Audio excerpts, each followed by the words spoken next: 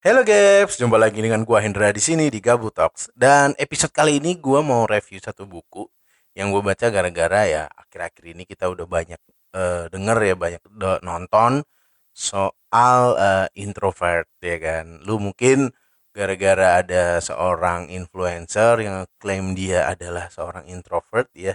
Ya semacam excuse kisah kalau gue bilang atas omongannya yang mungkin ya entah itu sengaja atau enggak. Tapi gua nggak akan bahas itu. Gua akan bahas tentang introvertnya ya. Gara-gara ini juga hampir semua artikel dan banyak juga konten kreator yang ngobrolin yang bahas tentang introvert ini ya. Menurut gue ini bagus ya, semacam jadi sebuah em, apa ya pencerahan sih kalau gue pikir ya. Karena gue pribadi pun juga ngerasa jangan-jangan yang gue ketahui tentang introvert pun salah gitu loh. Dan akhirnya gue baca dan ketemu satu buku ya, buku ini yang akan gue bahas. Judul bukunya adalah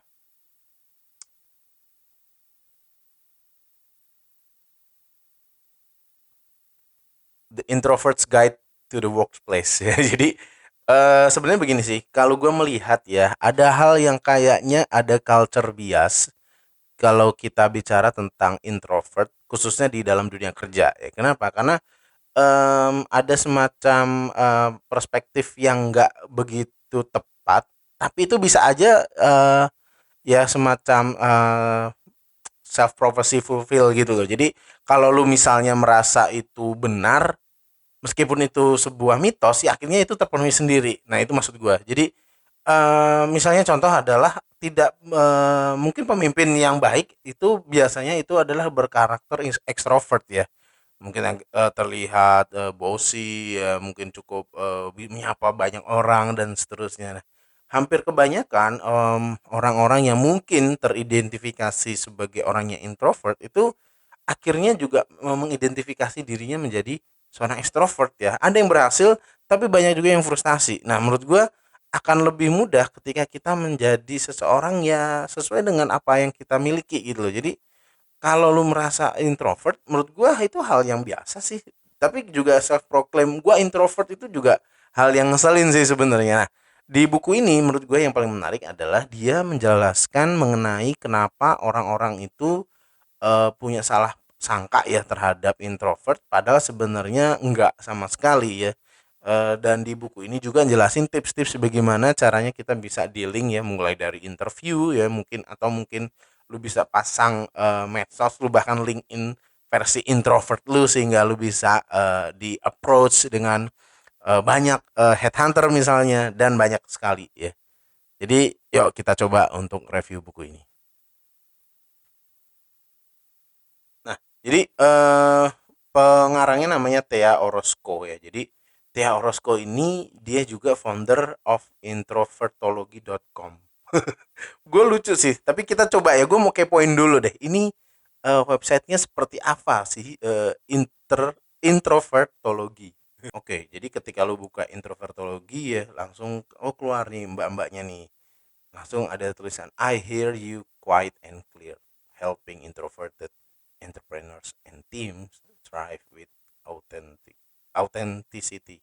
Jadi di buku ini gue merasa ada satu hal ya yang akan difokusin ya bahwa untuk kayaknya itu 2.0-nya introvert ya. Kalau menurut dia namanya itu thriving introvert ya. Nanti kita akan coba review apa sih definisinya. Tapi kalau gue lihat dari websitenya sih ya ini introvert banget sih ya pilihan warnanya biru navy ya kan. Mbaknya tuh senyumnya tuh ramah ya kayaknya orang stoik gitu. For 7 years I've been helping introverts tap into the unique strength become happier. Jadi dia konsultannya para orang introvert ya. Jadi di sini dia juga melakukan business coaching for introvert. Business coaching for introvert loh. Kan. Bikin blog juga ya. Oh ada podcastnya juga nih loh. Tapi bahasa Inggris sih semua nih kalau gue lihat sih. Coba kita lihat.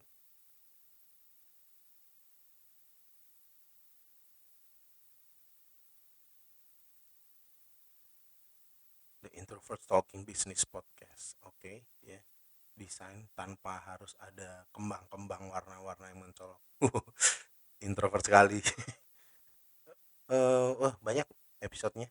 Nih, lu kalau mau nonton, mau denger ya, boleh. Hmm, menarik.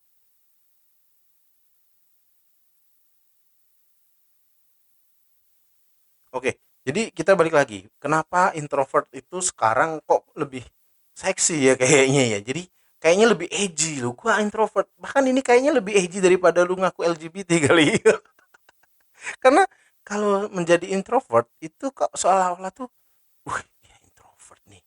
Ini udah kayak waktu sindrom zaman-zaman Joker ya. Joker tuh orang orang jahat, ada orang baik yang tersakiti. Nah ini sama nih gejalanya mirip-mirip begitu tuh. Dan gue agak kesel sih karena sebenarnya ya ini sekedar ya memang sebuah kepribadian saja sih. Kalau lu nggak introvert ya ekstrovert ya ada ambivert tapi itu nggak banyak sih gua pikir. Tapi jadi yang poin gua di sini kenapa orang kok begitu begitu sekarang nih ya begitu hype banget dengan gue introvert ya. Mungkin karena itu tadi tuh kalau makin lu edgy ya itu mungkin lu makin makin terkenal gitu loh di lingkungan lu. Mungkin ya. Nah, tapi ada satu hal yang menurut gue juga agak mengganggu sih. Jadi akhir-akhir ini ya mungkin ini adalah teori psikologi yang kontemporer ya, di mana ada yang namanya istilahnya the big five personality. Nah, the big five personality ini sebenarnya dikritik sedikit sih di buku ini. Menurut gue juga gue setuju sih. Jadi the big five ini menyebutkan bahwa memang ada beberapa traits, ada beberapa perilaku atau mungkin sikap ya tanda kutip ya. Ada 5 traits yang akan yang mungkin menjadi concern utama yang akhir-akhir ini di dalam ilmu psikologi kontemporer. Akronimnya disebut OCEAN ya, OCEAN. Itu terdiri dari openness yaitu experience, kemudian conscientiousness, extraversion, agreeableness dan neuroticism. Nah, yang jadi pertanyaan di buku ini juga mempertanyakan, nah kenapa extraversionnya tok gitu loh. Dan definisinya adalah kenapa nggak disebut introversionnya juga? Karena introversion adalah definisi dari extroversion yang low scale ya. Jadi kalau artinya ya kalau ini kan semacam ada tanda kutip menurut gue agak-agak ngeselin ya. Jadi orang yang introvert itu ya adalah orang ekstrovert yang skornya rendah gitu loh kalau di dalam skala psikologis introversi gitu loh, atau ekstroversi. Jadi agak sayang sih menurut gua kalau definisinya seperti itu karena ngeselin juga loh karena artinya ya seolah-olah kayak menyebutkan bahwa introvert adalah ekstrovert yang gagal gitu loh ya kan ngeselin menurut gua. Ya, tapi balik lagi sih sebenarnya. Hampir kebanyakan memang tidak bisa dipungkiri bahwa menjadi introvert itu seringkali tidak begitu mendapatkan tempat yang cukup mungkin ya cukup nyaman lah ya di dalam karir. Kenapa? Ya itu tadi. Ada anggapan-anggapan publik yang menyebutkan bahwa beberapa sikap-sikap introvert itu bukan yang favorable dalam organisasi. Nah, kita akan coba obrolin lagi mitos ini sengaco apa. Oke, sebelumnya kita akan ngobrolin juga bahwa kita balik lagi di influencer yang ngaku dia adalah seorang introvert, ya itu mungkin bisa salah bisa enggak ya. Karena di introvert sendiri secara teori ya di buku ini juga disebutin bahwa ada 4 jenis tipe kepribadian yang introvert ya. Yang pertama nih introvert itu seringkali ada yang namanya social introvert ya. Jadi orang yang memang lu merasa lebih nyaman kalau lu sendirian gitu ya, bukan orang yang banyak dalam grup ya.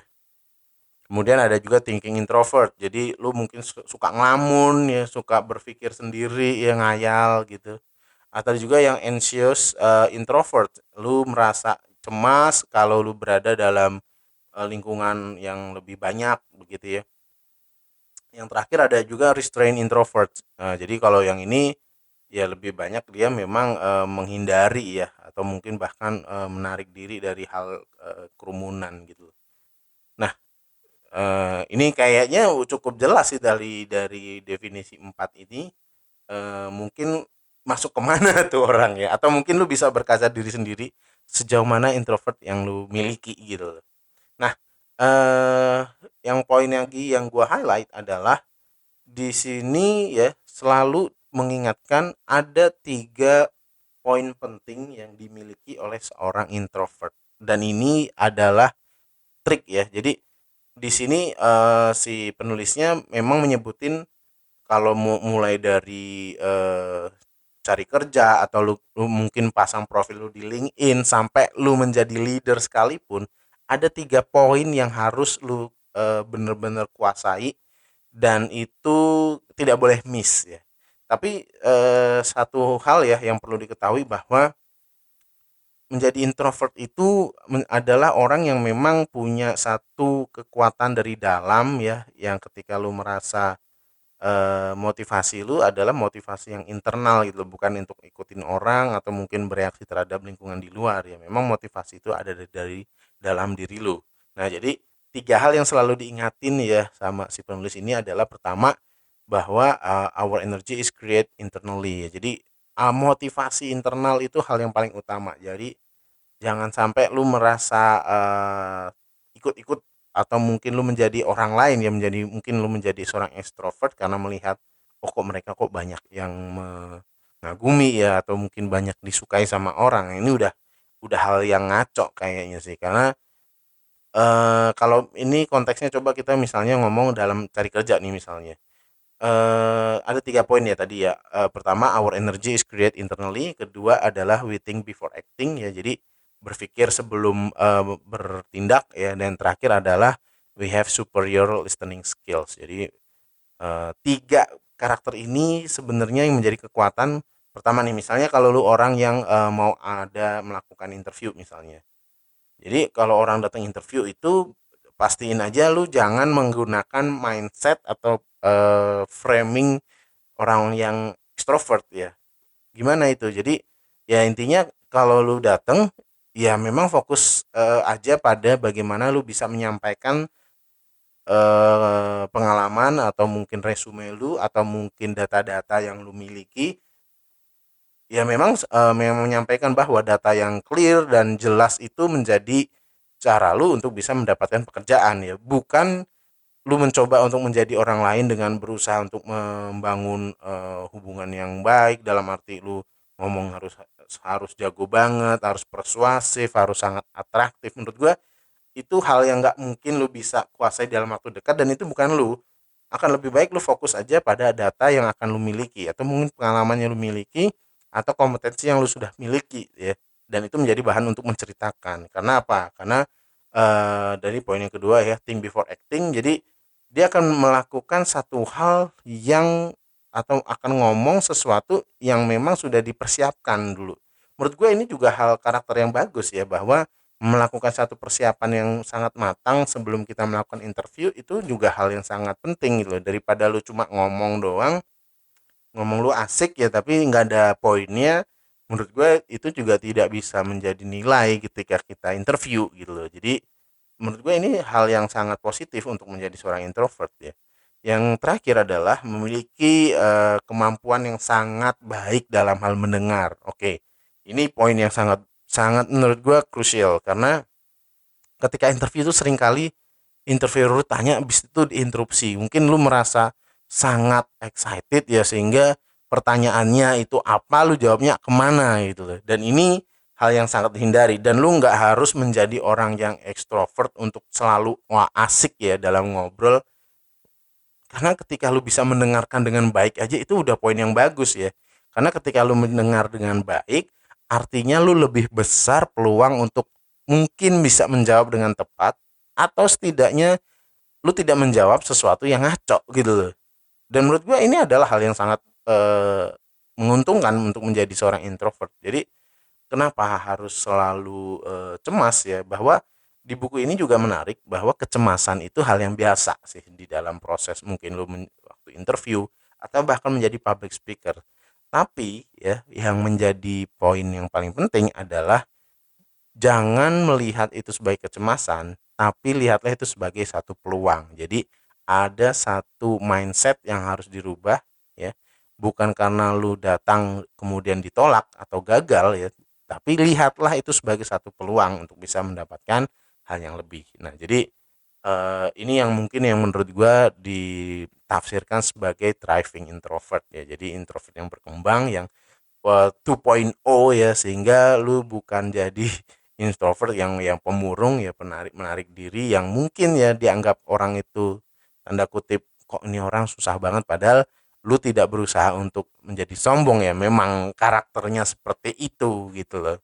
Ya itulah buku ini ngobrolin tentang hal tersebut ya. Jadi mungkin lu harus baca ya buku ini ya, khususnya mungkin buat lu yang introvert, yang mungkin mau berkarir ya, atau lu mungkin sedang berproses ya. Gua rasa buku ini banyak tipsnya karena ini menurut gue cukup populer ya, nggak terlalu teoritis tapi tips-tipsnya menurut gua sih simple sih.